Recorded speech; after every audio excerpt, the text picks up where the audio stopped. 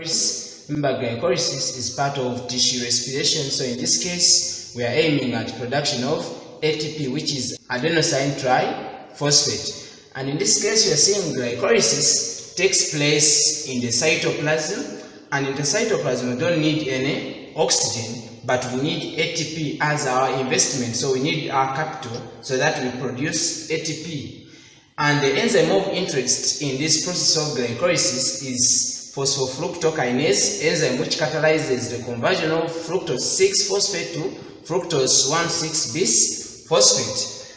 And the entire process of glycolysis is divided into 3 phases or stages. That is the phosphorylation stage, where we are going to use ATP to cause phosphorylation, or let me say ATP is going to be the source of the phosphate group to be given to glucose or fructose. Then we shall have lysis. Lysis means splitting. Then we shall have ATP generation, and our end product is going to be pyruvate. And if you look at the word glycolysis, it means we are going to use a sugar, because glyco means glucose, then it's going to split. That's why the word says glycolysis, meaning the sugar is going to split. And in this case we are going to use annexose sugar, that is glucose.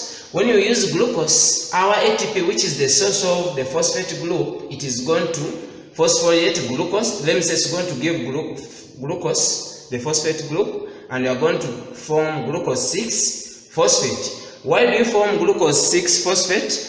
It is because if you look at this, is the molecule of glucose without the phosphate group.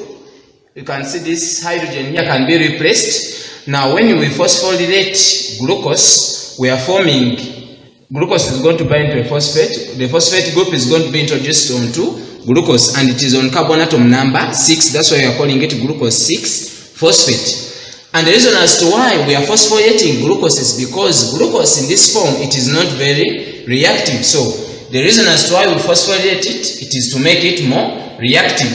So what happens in this phosphorylation stage? We should use 2 molecules of ATP. But remember, if you look at glucose in this case here, it cannot bind to any other phosphate group. So what we do, we are going to convert isomerize glucose 6-phosphate, we are going to convert it to fructose 6-phosphate using an enzyme isomerase. When we form fructose 6-phosphate, it's going to be in this case. So the phosphate group is there up, and another hydrogen is here, which is free, which can be replaced by a phosphate group. Remember, glucose, it is, all of them are hexose sugar, both glucose and fructose. But this is a pyranose, meaning the 6-membered sugar, and this is a 5-membered ring sugar.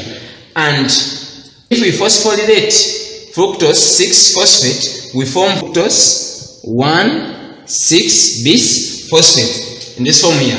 And after forming fructose 1,6-bis-phosphate, this compound is highly unstable. And don't forget the enzyme which converts fructose 6 to fructose 1,6-bis-phosphate, that is phosphofructokinase. After forming this product, it is highly unstable.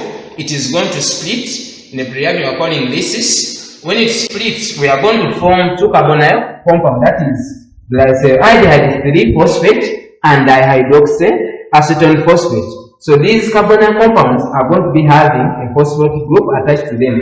Remember, fructose 1,6-bisphosphate was annexose sugar, so it is going to do homolytic fusion. It's going to divide uniformly to form triose sugars. And in this case, we are going to put our main focus on glyceraldehyde 3-phosphate. Even this will be converted to this. It means we are going to have 2 molecules of glyceraldehyde 3-phosphate. So what is going to happen? We shall have dehydrogenation.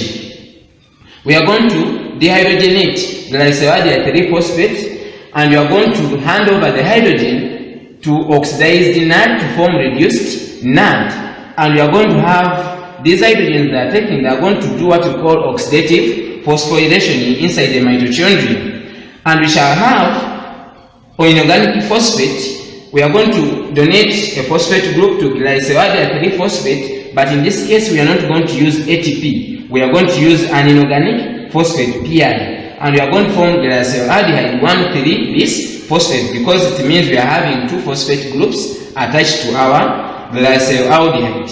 And what is going to happen? we are going to have substrate level phosphorylation, or the ATP produced for glycolysis. And in this case, this is not oxidative phosphorylation. This is called substrate level phosphorylation, where we have ADP combining directly with glyceraldehyde 1,3-bisphosphate, taking up one of the phosphate group, forming ATP. Remember, ATP is adenosine triphosphate and ADP is adenosine diphosphate. So what is going to happen, this ADP needs only one phosphate group. So it's going to take up one phosphate group from glyceraldehyde 1,3-bisphosphate to form ATP, and we are going to form back our glyceraldehyde 3-phosphate. So it means this compound is having again one phosphate group. What's going to happen? We are going to isomerize, we are going to convert glyceraldehyde 3-phosphate to 2-phosphoglycerate.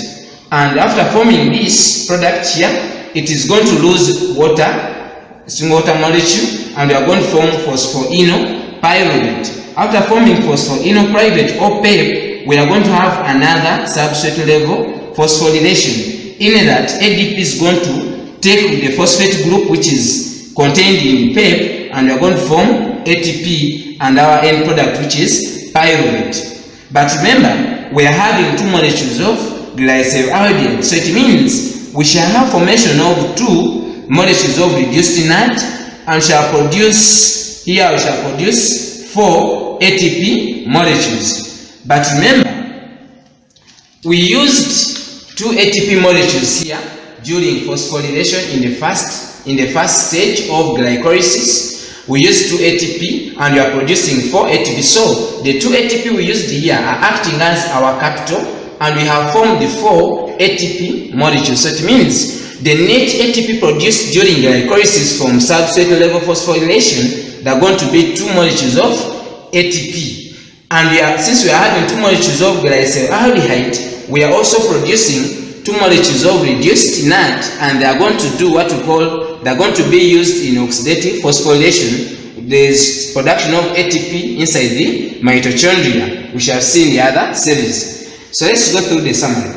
So glycolysis, we said, takes place in the cytoplasm, and we're saying it doesn't need any oxygen, and we are using 2 molecules of ATP per each glucose molecule which is going to undergo glycolysis, and we are going to have a net production of ATP which is equaling to 2 ATP molecules per each glucose. So we are going to produce 2 molecules of ATP. And don't forget that the ATP we are forming in glycolysis, or the ATP for the cycle, substrate level phosphorylation. And don't forget the enzyme of interest which catalyzes this reaction, which is phosphofructokinase